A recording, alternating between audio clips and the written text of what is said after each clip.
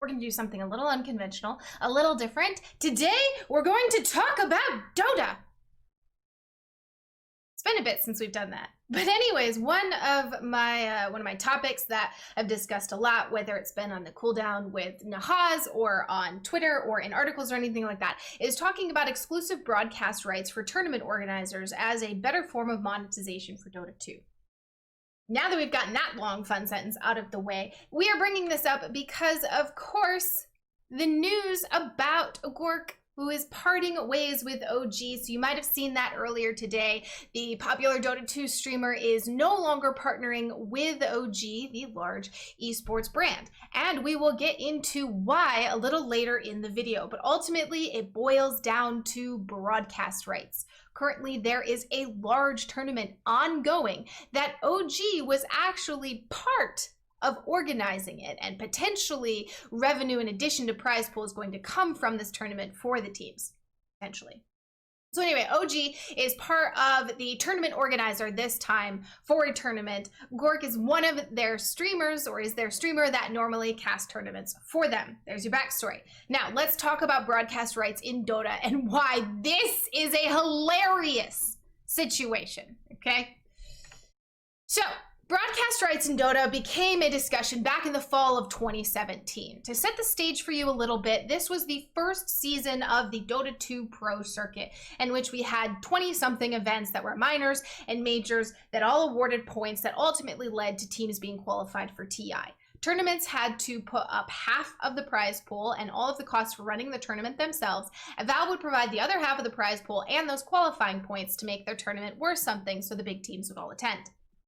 Now, popular streamer Admiral Bulldog decided to casually watch some Dota while streaming as always, so watching these professional matches. However, he gets threatened with a DMCA from the STARLADDER I-League Invitational Season 3 tournament. This was the first tournament of the new Dota 2 competitive scene. It was held in Kyiv, and it was in October. So Bulldog gets threatened with this, stop or be banned threat from STARLADDER. Valve steps forward and releases a post broadcasting in Dota 2. Let's see. Same day as the Bulldog tweet. Now, this is the text of the post. I'm not going to read through all of it for you, but they say in the community, there's a lot of discussion happening around who is allowed to broadcast professional Dota 2 matches.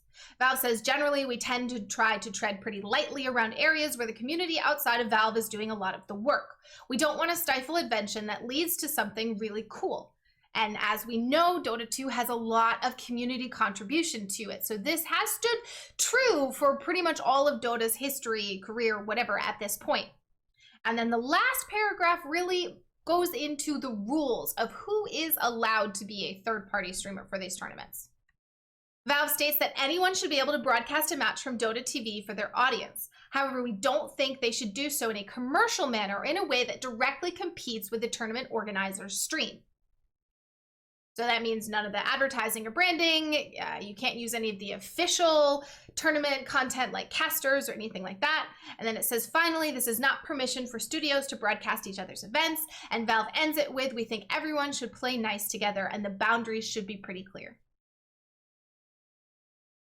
Clearly, they were not. So let's fast forward a little bit to an ESL 1 tournament in which Facebook is announced as the official broadcast partner for ESL 1, and all of the ESL 1 streams are over on Facebook. Remember, ESL 1 is a fairly high budget and well-produced, interesting, usually great casters. Their LANs have a lot of extra stuff added to them. Let's keep that in context of, ESL is an event. And Reddit was pretty unhappy. So Facebook wasn't the best platform at the time. It was a lot, they've improved a lot since then, but this was one post of the ESL Facebook experience. If you went onto Reddit, you saw people didn't like the fact that on Facebook, you lose your anonymity. The quality is really low. It was choppy. The streams were hard to find. People were not happy with the Facebook decision. So what happened is a whole bunch of streamers said, to the rescue, we will cover ESL matches for you guys. You know, you don't have to miss them. You don't have to suffer through Facebook. We've got you covered over on Twitch. And then enroll the DMCAs. So MLP Dota, a caster, was DMCA'd. BSJ was DMCA'd for covering these games. Beyond the Summit Brazil was blocked from streaming these games as well. What I'm showing you from Beyond the Summit Brazil is a translation because originally it was not posted in English, but essentially they're saying the community suffers because organization contracts, and we say once again, we never heard any of the guidelines of the tournaments, and Valve always treating with respect to all sides, promoting everything in a professional manner. Maybe our narrators take to broadcast on personal channels, but the strikes are heavy and pretty much everything on Twitch with ESL Genting tournament is being blocked. So ESL was very aggressively going after any Twitch streams that were competing with their Facebook exclusivity deal that they had signed. ESL kind of doubled down and said, listen, we took a look at Valve's statement and that said, keeping with these guidelines and the agreement we have to broadcast ESL 1, we're not going to allow any streams that are competing with our main language streams, and we can't let streams that monetize content from this tournament stay up. And they tweet, Genting update and clarification. There will be no actions or takedowns from ESL for unmonetized, non-commercial ESL 1 Genting streams. So that was on the 24th. So ESL attempted to navigate this, did not go well for them, community-wise. And anybody forgot that? Not community, not big fans. I believe that Reddit post had to be stickied by the mods because it was so thoroughly downvoted. So the next Valve post comes out. This one is a lot shorter. Valve looks a little annoyed. No one beside Valve is allowed to send DMCA notices in relation to things that aren't using broadcast unique content like cameras and caster voice. The second issue is regarding who is permitted to cast off of Dota TV. We designed the guidelines to be flexible in order to allow for up-and-coming casters or community figures like BSJ or Bulldog that occasionally watch tournament games. It is not to allow commercial organizations like BTS to compete with the primary stream. So the idea here is occasional coverage for fun on their channel, tuning in every once in a while, for up-and-coming casters that might just be looking for practice or content for their reel, and for no commercial competition with the primary stream. Now, recently, this discussion got brought up once again in that WePlay filed a DMCA claim, against streamer Cold Fox, who is a Portuguese streamer, and also, I believe, filed ones, shown here, against CIS Dota Talent as well to prevent people from streaming. Now, WePlay promises not to do this again in the future. The community gets really mad at them. Remember, we think of WePlay as fairly new to the Dota 2 community. We've seen their incredible broadcast quality and, you know, the budget they're pumping in for talent and costumes and stage design and all of that. WePlay's been around for a lot longer than that. You can go check them out on Wikipedia. They have tournaments dating back before all of this stuff started. So saying that they weren't fully aware is a little questionable, although of course organizations do have people turnover. But I believe that they should not have been unaware of this precedent as far as DMCAs go and Valve's statement here. Now, just because I don't agree with WePlay, you know, going for the DMCA since they were expressly against the rules, we do have to call the rules in question here. And this is a clip from Kyle at the WePlay broadcast where he talks about broadcast rights. So let's take a moment and just listen to what Kyle had to say. That we don't have any, what's the word? We can't sell our broadcast rights. We don't have exclusivity. And that right there represents, like, think about every tournament you've seen, just minus 30, you could add 30%, 40% to the total revenue if you just give them exclusivity. Yeah. And I don't see any issue with the, it was one thing when it was, you know, we're trying to protect small streamers, but it's become a little frustrating for me to see the same huge personalities with massive followings that are doing very well for themselves consistently stream and cast every single day of a tournament. Yeah. To hear them say, oh, guess what, guys? Free content. And then stream our tournaments for 8 hours. And I can't fault them. That's not anything that if I would do that, I would probably do that too. Act in your own self-interest. That's pretty much what humans are meant for. But you shouldn't damage the whole scene. So those were Kyle's thoughts. Obviously, Bulldog was not particularly thrilled with that. Kyle, your take on stream exclusivity rights has to be the dumbest, most misinformed comment I think I've ever heard. Please do not utter yourself on this topic when you legitimately think the stream would get 40% more revenue. So Bulldog, not particularly happy. And then I would say that Gorgc is probably the other person that was really referred to here because of his casting deal with OG and sort of the exclusive interviews and added value his stream provided, especially for OG games. So he had his own comments to make here, and it's going to be another clip that I'll play for you. Little guy. Bruh, they have 30k viewers. I lost 3,000 viewers when I switched to this fucking shitty tournament, bro. No, I'm just kidding. It's a great tournament. I was just kidding, guys. It's a great tournament. But still, I think they underestimate that when me and Bulldog, we watch tournaments and shit, it also gives a lot of publicity to maybe not the tournament organizers, but the pro Dota in general. It's not. So Gorgc also really not super on board with what Kyle had to say. And here up on screen, you're seeing some comments from the Reddit thread in response to what Kyle had to say. But basically, Gorgc is saying that, you know, we are providing advertisement for pro Dota and exposure. Don't we love it in esports when we provide exposure? So comments on Reddit and from the community ranged over a few different things. I'm sitting on the fence with this one, to what extent it's appropriate, as Seb Gorgc No-Tail Trio Cast might get more views than the main. Even without any banners or ads or anything, we know this profits OG, which means less viewers, less revenue, less tournaments, potentially less players, dead game. When the rule stepped in, it was for ESL with their DMCA and their Facebook exclusivity, which was kind of a different situation. I think this needs to be, revisited by Valve. Someone else. The thing is, tournament orgs can invite OG to come cast. If people want that content, tournament organizers should provide it. I think this system forces tournament organizers to put effort into their stream, because if OG can just sit 3 guys on a couch and watch Dota and more people watch them than the official stream, the orgs aren't providing quality content. Remember, this is discussing WePlay. Okay, this is right now, this comment is talking about WePlay is apparently not providing quality content.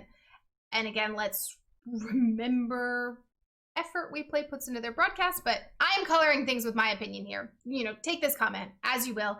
This is someone's comment on Reddit. It is a common point that is brought forward. And then back to the last comment, there's a really good episode of We Say Things with Sunspan and Syndron where they talk about this. The arguments were, if the tournament has a high quality panel with high quality analysts in game with a good mic and identity, then people won't look at the tournament through a streamer because there is value to the official stream. If there's no real panel, if the commentators have bad mics with bad cameras, you would rather have fun listening to your favorite streamer instead. So streaming the tournament by another party is not a problem by itself. It's just a problem being created by having low quality entertainment around the official stream.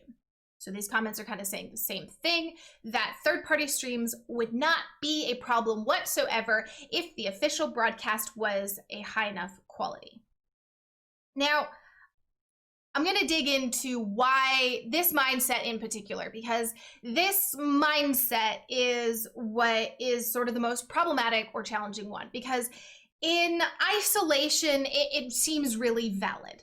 The common defenses of what we'll call the Bulldog and BSJ system, because those are the streamers Valve used in their statement, is that capitalism, free market, competition, all of those things add this competition. People have to innovate, they have to work harder, and if you want to be the best, you have to work more, spend more money, get in front of more people, and then the best rises to the top. So if the best is someone in their bedroom casting on their Twitch stream, then tournament organizers aren't doing enough. So that's the first defense, is capitalism, competition.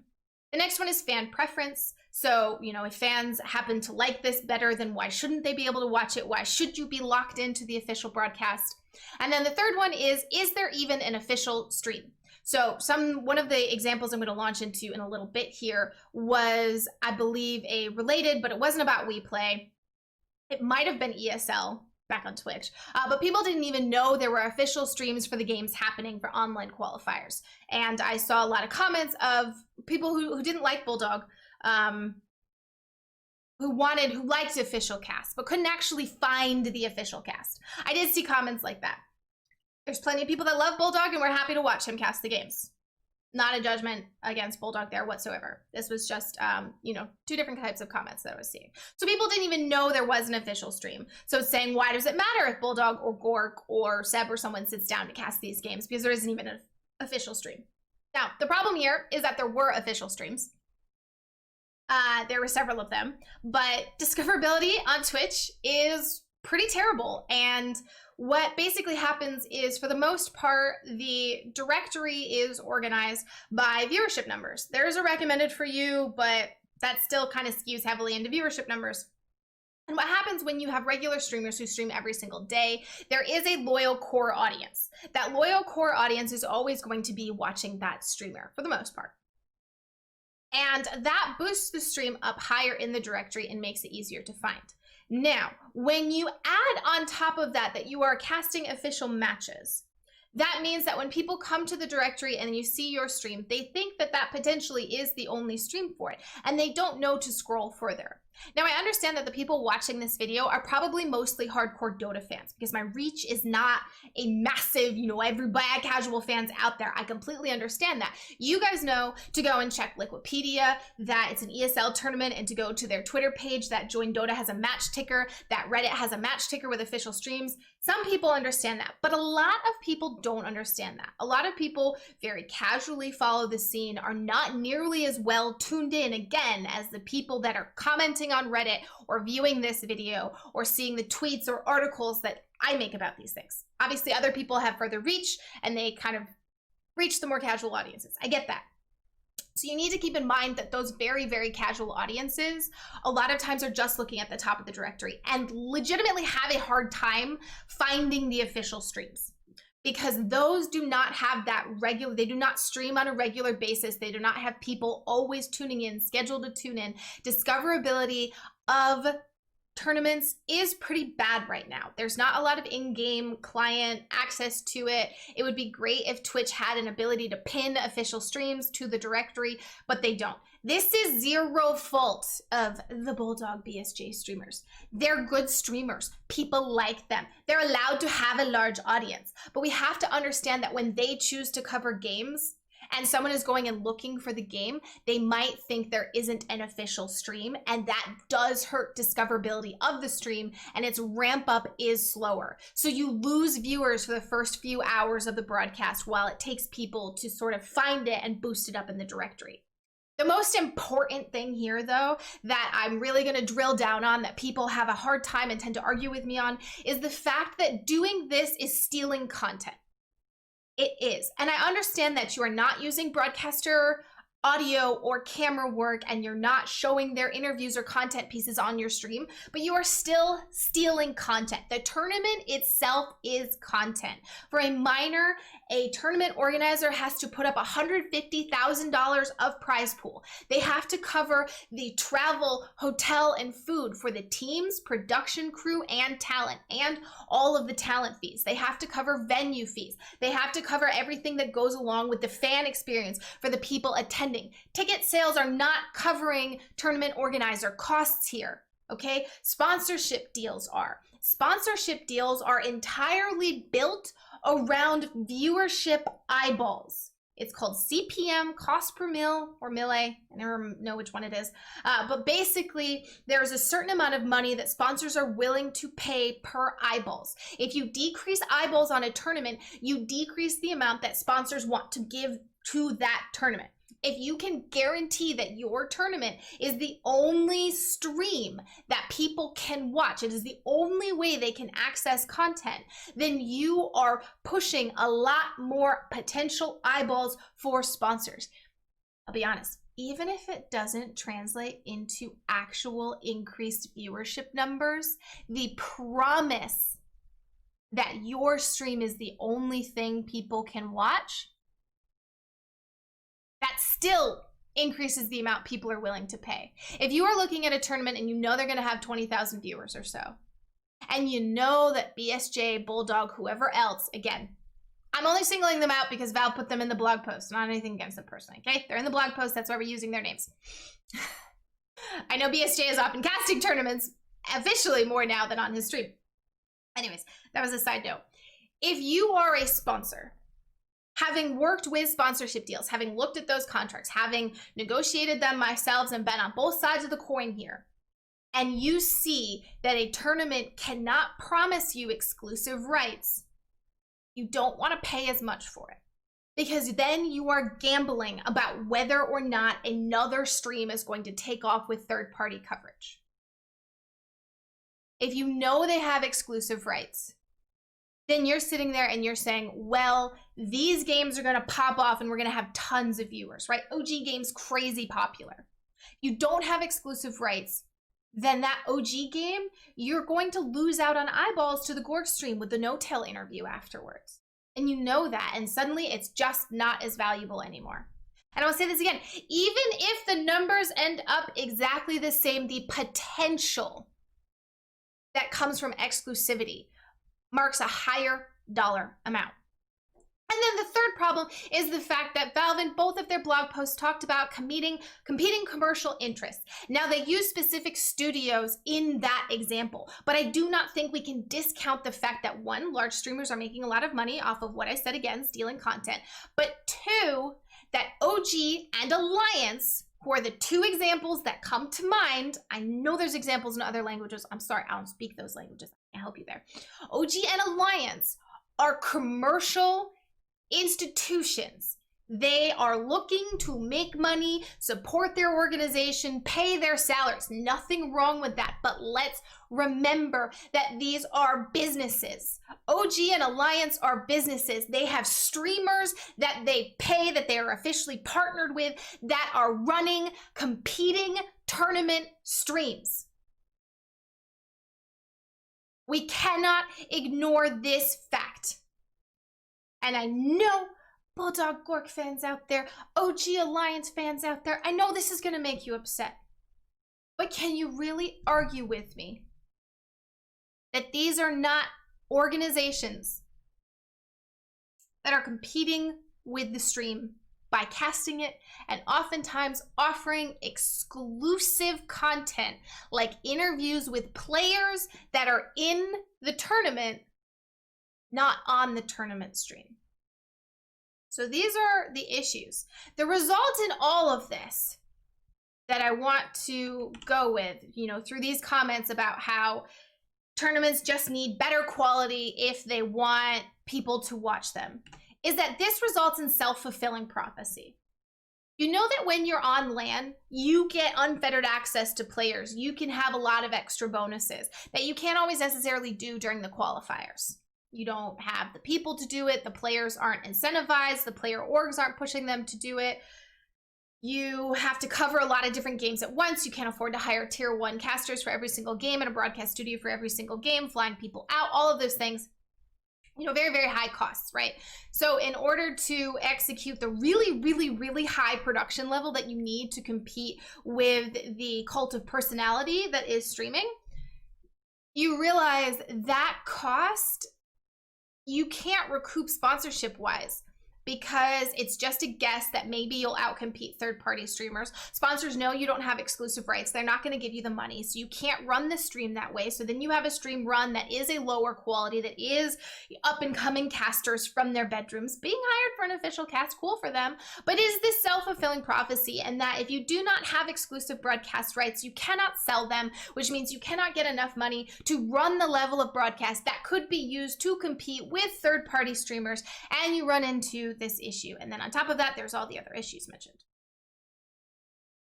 So when, again, I think it was ESL, I don't remember, basically there were tweets around this, but I think before the WePlay DMCA, maybe it was during the WePlay DMCA, my dates are a little confused here. But anyways, I had this long tweet chain that instead of trying to remember again for the sake of this video, I'm just going to read it. We talk about discoverability, how sponsors get paid. Bulldog's it's not that he's stealing viewers, it's that finding official coverage is hard. And then talking about, when we do talk about English casts versus other language casts, there's a little bit of a difference. So betting sponsors are really, really big in, for like the CIS region. They can pay a lot of money, so that's why you can see higher quality casts there. But also Russian talent, from everything that I've heard, is a lot cheaper than English talent, and they're also geographically closer together, so it's easier to have studio casts and higher quality broadcasts for other languages. That's the point of these tweets. I just wanted to, you know, put that out there as my thoughts for why production is a little higher outside of the English language casts. So this brings us all to why we're talking about this, the issue for today. Thank you for sticking around this long. It's taken us a little bit to get here, but hey, maybe you use the timestamps on the video to find it. The Omega League was announced back in July. That was a coordinated effort between a bunch of top teams to create this Dota 2 league with a really large prize pool. So Team Secret, Na'Vi, Liquid, VP, EG, OG, Alliance, Nigma, and NIP. All working together, and this was a collaboration between the teams themselves, WePlay, and a few others to kind of bring together this big tournament. So this big tournament happens where teams have a vested interest, like I said in the beginning of the video. It's a great lean, by the way. I hope you appreciate this. Teams have a vested interest in this tournament. They are a part of it. They have partial ownership in this tournament. OG had signed Gorgc for the sake of him casting their games. Right, so Gorgc posted a twitlonger today that said, "Hey everyone, I want to let you know OG and I have parted ways. This has honestly been weighing pretty hard on me the past few weeks, but unfortunately what we set out doing in the start of me signing with OG to cast their games has changed a lot when they started being involved in organizing tournaments. We went back and forth on how to make it work, but it was hard to find a long-term solution. Loves the organization, loves OG, all of that, no hard feelings, but it doesn't make sense for him anymore because he is not allowed to cast their games." Now, I have not personally confirmed this to myself. I have been told that Bulldog has not been casting Alliance games, Gorgc has not been casting OG games, and since releasing this twitlonger and leaving OG, Gorgc has been casting all day today. So let's point this out. Organizations have a vested interest in this tournament. So they recognize the value in promoting the main broadcast. Now, that could have been a stipulation from WePlay in them signing on to cover this tournament. WePlay, based on their DMCAs and what they learned back in the, earlier in the season, that they couldn't do DMCAs. They probably could have argued with the teams, hey, your streamers aren't allowed to cast these games. However it happened, or the teams themselves said, we want as many numbers as possible on this for future sponsorships, for the success of the league, whatever the reasoning behind it, from what I have been told, the little bits that I have observed, they haven't really been covering the games. And now Gorgc is leaving OG because he wants to cover these games and can't because OG is telling him that he can't. So another comment on Reddit said, if we have broadcast exclusive rights, it will prevent teams from growing their brand and fan base by associating streamers with them like OG and Gorgc did. OG fans may watch him in part because former teammates like Gorgc or those currently not able to play like Thompson will hop on his stream and watch the games together. These parts of fan culture Valve enables. So this is a comment specifically saying that third-party streamers can directly compete. I know I'm putting words in their mouth a little bit, but go with me here. Can directly compete with the main broadcast because of their exclusive access to players. So once again, this is a commercial entity, OG, paying a streamer, providing the streamer with their players for exclusive interviews and casting opportunities, and a direct competition with the main broadcast for the sake of growing their brand and fan base. If that is not competing commercial interests, I don't know what is. all of this comes down to is incentives. Now, I know I'm sitting here and I'm ragging on OG and I'm ragging on Bulldog, and I'm sorry, that's not what this is. This is a look at the system and what Valve has allowed to happen. What was originally good intentions for the sake of fan engagement and having fun every once in a while has turned into a major system in which large streamers can profit off of someone else's content, effort, and dollars. And they are directly profiting off of this. Even with Gorgc's clip when he says he loses viewers by covering these games. By covering these games, oh, he's making money from OG, and OG is getting massive promotion from it. And it is the same for Bulldog and his association with Alliance. We really need to keep that in mind. Now, I am all for solutions here. We need to point out the problem. We need to acknowledge that there's a problem. But we need to put the blame and light the fire where it actually matters. Because these streamers and organizations are doing what is best for their own brand. And there's nothing wrong with that.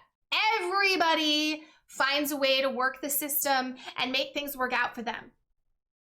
They're not technically doing anything against the rules, sort of. I mean, again, commercial interests, I still kind of think it is, but let's focus on the solutions where things need to actually matter. So official streams need to work with Twitch, and Twitch needs to start pinning things at the top of the directory. There should be some kind of ongoing tournament banner with pinned streams in some form or another. There are websites that do it, like Gosu Gamers and Join Dota and Liquipedia, where the official broadcasts are embedded. But let's be real here, that a lot of discovery comes from going to Twitch itself. If you are a casual Dota fan who does not know a tournament is ongoing and you go to see what's happening on Twitch and you see an official tournament category, that helps you find it a lot better than just randomly scrolling through streams. So that's step one. I think getting Twitch involved here, because a lot of tournaments, they do work with Twitch and they do have sponsorship and ad deals and stuff with them. I think that would be a great next step. I would love to see that, and that would help games outside of Dota as well. Valve needs a better in-game tournament system. They need to bring back the ticketing. They need to show brackets. It is a mess this way.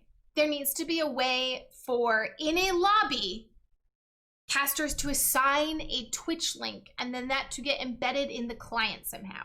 There needs to be better visibility and discoverability within client as well. And then ultimately, what this really comes down to is I think that there needs to be better in-game advertising options. Because it is nice to have options for third-party streams. It is nice to go, man, I don't particularly like this caster, or think about all the Me Too stories that came out and why some people might not want to watch a particular caster. Anyway, it's nice to have options. If you had advertising built into the game, and I know, I'm sorry viewers, must sell out, you don't like it, deal with it. If you had advertisers built into the game, that would mean that third-party casters that are covering it have to show those advertisements. There's no way around it. You're watching Dota TV and they're there. Right now we have mini games that pop up on a pause screen. Why couldn't, instead of mini games that you can't play while you're watching anyway, pop up a static picture for an ad for something? And now the argument against this is that sponsors could then not vet, and then there would be tournaments, or then there would be third-party streams that could be using racial slurs, that could be saying awful things, that could be demeaning the brand, whatever, popping up. Well, guess what? There could be some kind of an agreement when you go to watch a Dota TV game that says, if you choose to stream this game, you must respect these advertising policies. There could be some kind of rule or something around that. The unfortunate thing with that is that then you could DMCA or take down streams with the idea that they're representing advertisers falsely, and it could be really tiny little things. So yeah, streamers would have to walk really, really carefully. But ultimately, these tournaments are putting out all the money. They're taking all of the risk. They're carrying all of the burden, and streamers are hitting go live. And then they're getting what is free content They did not pay to fly teams out. They did not put up a prize pool for teams to be competing. They did not have all of the people talking to managers and organizing things and scheduling. They sit down, they click watch game, and go live. So we need to find additional ways to monetize, whether that is actual exclusive rights or whether that is better in-game advertising so sponsors know that no matter who is watching, no matter what YouTube highlight is made, no matter what, those advertisers are shown. This is something that needs to happen for the health of the Dota 2 ecosystem. And here it is. Viewers at home, get over this sellout thing. These things cost money to make. Now, the summary of all this, I feel like I just summarized it somewhat. But what this all boils down to is that we absolutely need to have some kind of exclusivity or improved advertising. And the caveat that I'm going to leave you with here is that we have wished for a lot of things. We've wished for transparency about TI invites, and then we were left with a point system that was really easily abused. We've asked for more structure, and then we were left with tier 2. We've left with third-party tournaments being pushed out and tier 2 and tier 3 scenes having a hard time to grow. Every time we have asked for something like better in-game, we got a filtering system that is funny what it ends up filtering in the chat and item names. Anytime we've asked for anything, yeah, there have been downfalls and there have been issues. I am sure that there are problems that come with exclusive broadcast rights, like things going to Facebook and Facebook being an unusable platform at the time. There are ways to do this that mitigate those, and ultimately it is about listening and continuing to have these conversations and understanding what we can do. I'm going to leave you with all of this. Please go ahead. I'd love to know your thoughts on this, whether or not you think these are viable solutions, what other solutions you might think that there could be.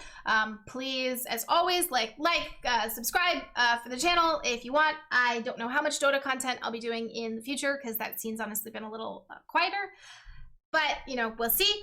Otherwise, thank you for sticking around for this video. I appreciate you, and I'll see you in the next one.